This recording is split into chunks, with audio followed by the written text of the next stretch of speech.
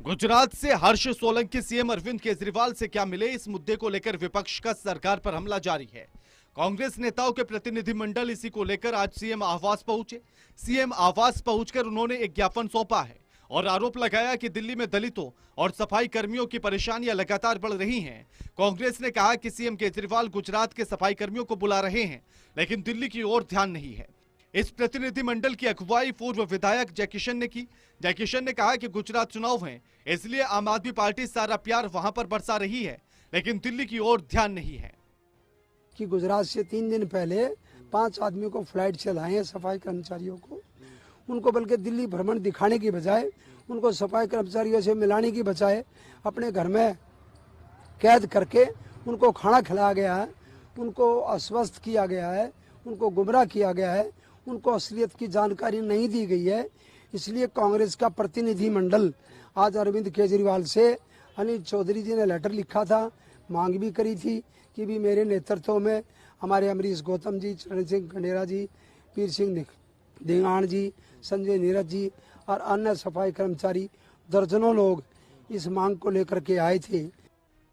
कांग्रेस के नेता और पूर्व स्पीकर अमरीश गौतम ने कहा है कि दिल्ली के सीएम सिर्फ प्रचार पर ध्यान दे रहे हैं। अमरीश गौतम ने आरोप लगाया कि दिल्ली में आम आदमी पार्टी की सरकार बनने के बाद से सफाई कर्मियों को जो वादे किए गए थे वो पूरे नहीं किए गए। देखिए, हमें वो जो काम कर रहे हैं वो तो सही बात है, कराया नहीं है, लेकिन जो नेता इस तरह की नौटंकी थोड़ी करते हैं कांग्रेस वाले।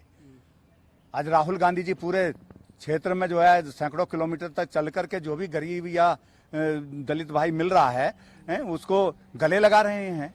कांग्रेस में ऐसा नहीं होता। आज ये किसी एमएलए से मिलता है कि आपने मंत्रियों से भी नहीं मिलता होगा।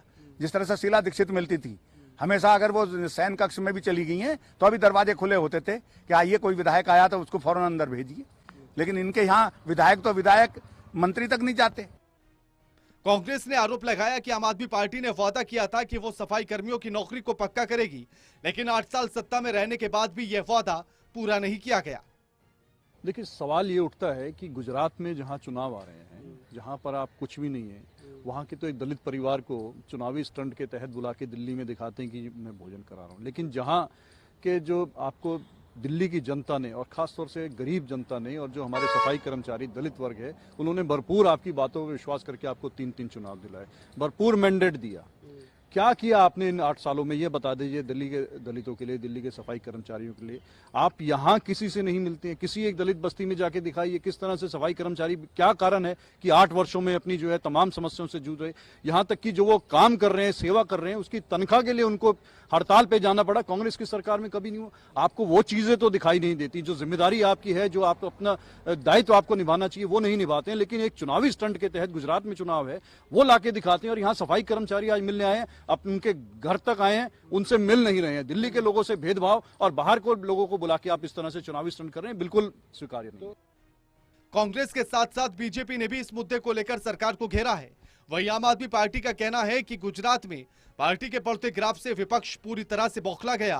अब पार्टी का कहना है कि दिल्ली और बीजेपी के बाद अब गुजरात में भी आम आदमी पार्टी की सरकार बनना तय है। Pranay Sharma, Total TV, Delhi.